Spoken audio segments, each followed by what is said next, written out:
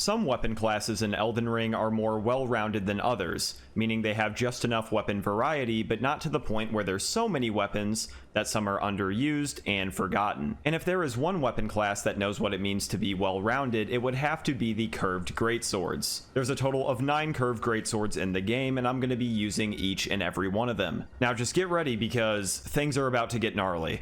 Starting things off here, I have a Dismounter with Keen Affinity, as well as Spinning Slash for the Ash of War. First look at the Curved Greatsword Light Attack string. Just a bunch of slashes. It's a very, very fluid moveset too. And for the Heavy Attack string, you have a big slash, and then a slash and overhead. Got Running Lights, then the Running Heavy, which I really, really like. I know some people aren't a fan of 360 attacks, but I don't know, they just feel nice to me. Jumping Light, then the Jumping Heavy, then you got the Rolling Slash Crouching Attack, which is actually very, very fast, and then finally the Backstep Attack. And all the non-enchanted Curved Greatswords actually get Spinning Slash for just the stock Ash of War. Got it, now I'm just thinking about all the enchanted ones, but of course I can't get too ahead of myself here. Hero Base, what's good? You brought out the Bloodhound's Fang. Hey dude, you're spoiling my video. Not cool.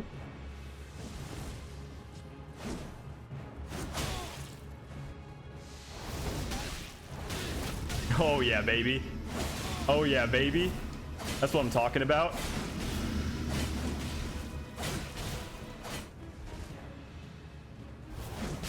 Tried to go for the rot cheese with the Bloodhound step. That's actually crazy, bro. I'm not gonna lie to you.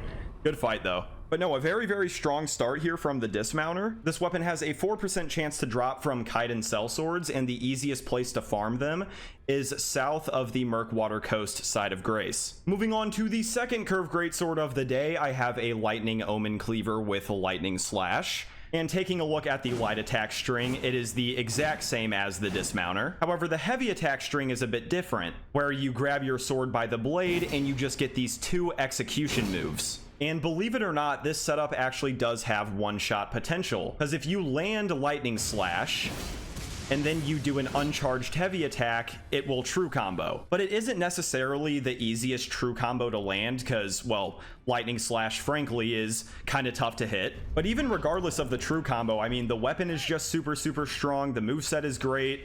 Priscilla, hello.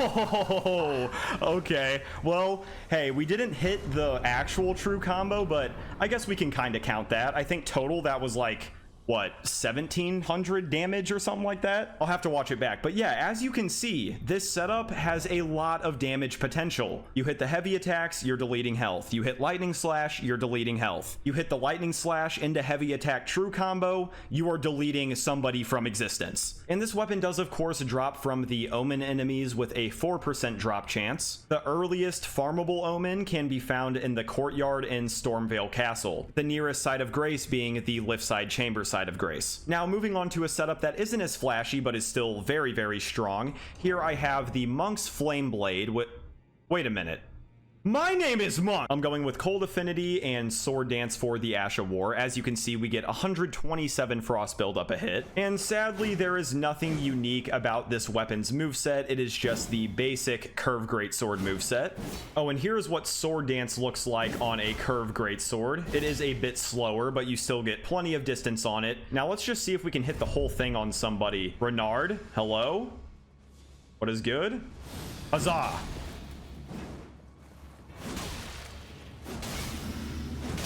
Oh yeah.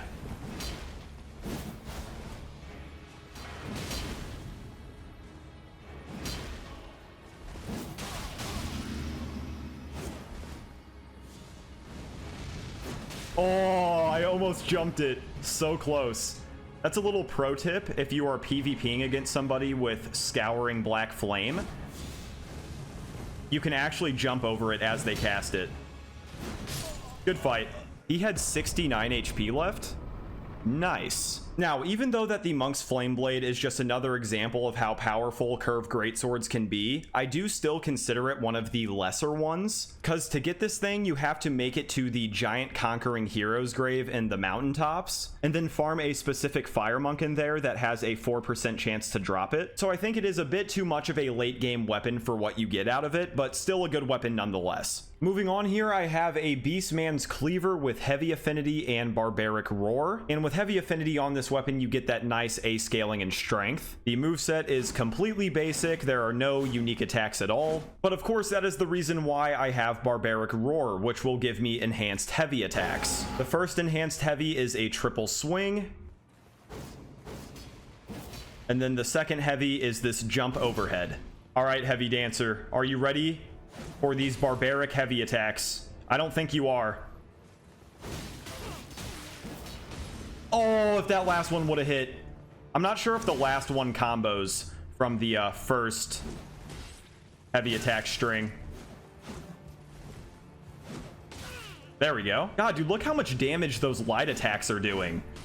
Close to 600 per? That's insane. Oh, that missed? What? Oh, wait, what? Oh, he still got the hit off?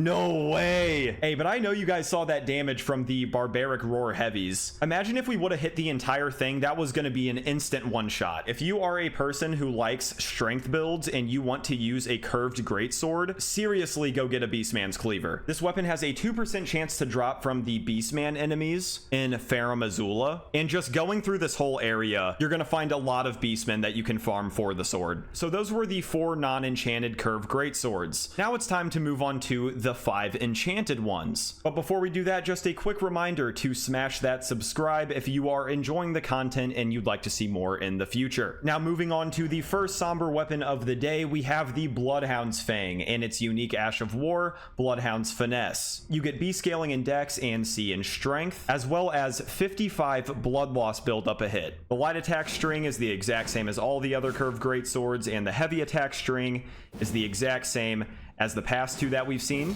And as for the skill Bloodhound's Finesse, it is actually 2 stages, so you use your Ash of War button to get the first attack, and then your heavy attack button to get the second. So you can basically use the first part as a get off me tool, and then the heavy attack follow-up to close the distance. You can even free aim it to do some pretty wild stuff too. Oh, and I just realized I'm this deep into recording and I have not shown off the power stance moveset. I'm not going to use it in a fight, but for all you guys who are curious, here's what it looks like. It's, you know, about what you would expect. All right, who am I about to finesse? Orderly, hello. He thought he could space it.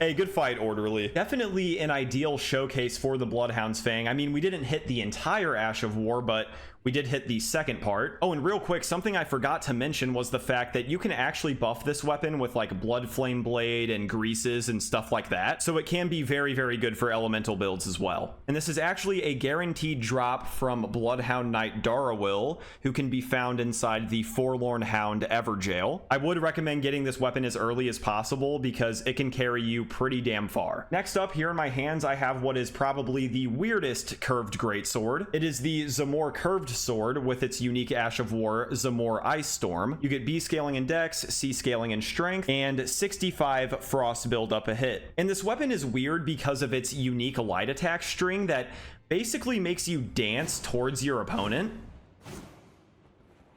And you get that light attack string one-handing or two-handing, but not only that, you also get it if you are off-handing the weapon, which makes this weapon very, very unique. Oh, and here is the unique Ash of War, Zamor Ice Storm.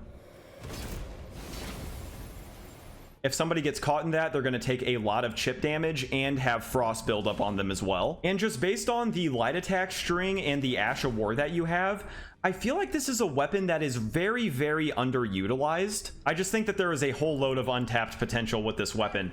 Lord Dank Kush. Hello. What is good, my man? Gotta bait out attacks. Yeah, that's what I'm talking about.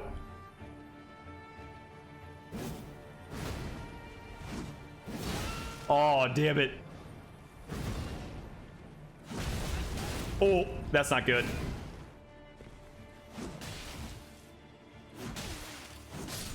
Hey, good fight, Lord. And there you go, the Zamor Curve Sword. Like I said, I think there's a lot of potential here. I feel like more people need to mess around with this weapon. I feel like there may even be some true combo potential with this weapon, but who knows? And for all you guys who are going and farming for the Monk's Flame Blade, you are in luck because you can get the Zamor Curve Sword at the exact same place. Once you reach the end of the dungeon, you will fight a Ancient Hero of Zamor boss, and once you defeat it, you will get the sword. And for the third enchanted curved greatsword of the day, I have the Onyx Lord's Greatsword, and its unique Ash of War, Onyx Lord's Repulsion. And this is a gravity weapon, so it does deal plus 20% damage to gravity type enemies. The moveset is just the vanilla curved greatsword moveset, nothing really unique here. Now, I'm sure a lot of you guys are familiar with the Ash of War Gravitas. You know, the gravity Ash of War that pulls people into you. Well, Onyx Lord's Repulsion is basically the exact opposite, where instead it pushes people away from you.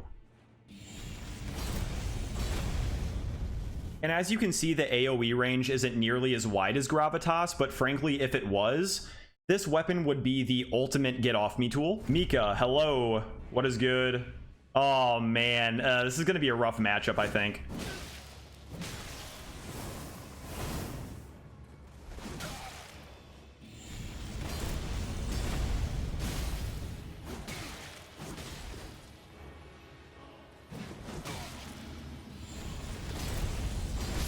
Oh, there we go. Good fight, Mika. They were just on the edge of that repulsion. I'm actually very, very shocked that it even hit. And yeah, that's really all there is to it whenever it comes to the Onyx Lord's Greatsword. I could see this weapon going really hard in invasions. I feel like using repulsion like near ledges to knock people off would just be so funny. And this weapon is a guaranteed drop from the Onyx Lord that wields it inside the sealed tunnel. For the second to last weapon of the day, I have the Magma Wyrm's Scalesword with its unique Ash of War Magma Guillotine. As you can see, you get B scaling in strength and B in faith. And right off the bat, this actually does have the same heavy attack string as the Omen Cleaver. Oh, and I'm not sure if I mentioned this, but the jumping heavy on this sword and the Omen Cleaver is also the guillotine attack. But then for the Ash of War Magma Guillotine, which literally melts everything that it touches, you get 2 stages. Here is the first, and then the second. For the second part, all you gotta do is press your Ash of War button again. But no, I'm dead serious. This Ash of War is just so absurd. It does not matter who you're going up against. You are just going to wreck them. All right, who's my victim gonna be? Shriek, hello, or Shrike. What is good?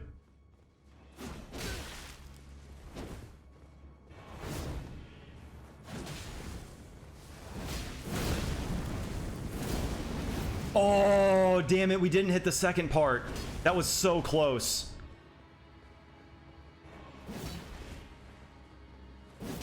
Oh yeah, knock you out of the air. Oh yeah, that's what I'm talking about.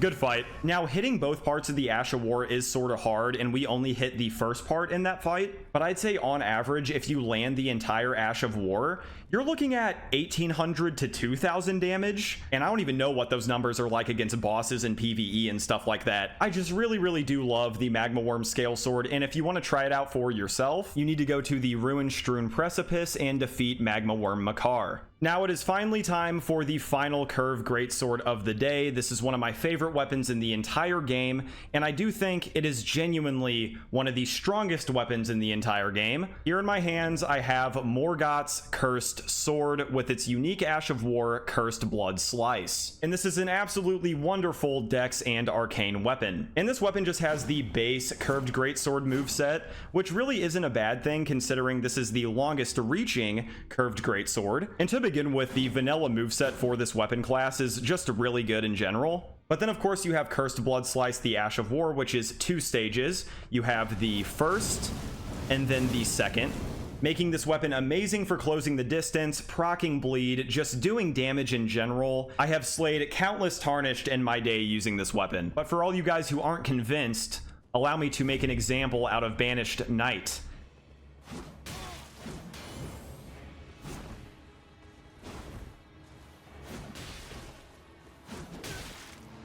Oh, he's got the bleed boluses, I see.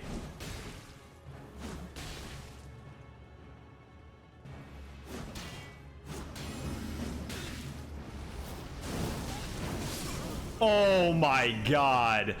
And that right there is what I'm talking about, ladies and gentlemen. Good fight. Seriously, that is all it takes with Morgott's Curse Sword. One Ash of War can get you an instant bleed proc. The weapon is just so long. All the attacks do solid damage. You can just keep constant pressure on your opponent and never let up for a single second. And if you want this absolute monster of a sword, all you gotta do is beat Morgott at the Elden Throne once you make it through Lindell for the first time. And then you'll get his remembrance, and then you can get the sword. And that is officially it for the curved greatswords of Elden Ring. Feel free to comment down below what your favorite or least favorite curved greatsword is. Like, subscribe, noti bell, you guys know the deal. Thank you guys so much for all your support. Thank you for watching here today. Just stay safe, and I'll see you in the next one.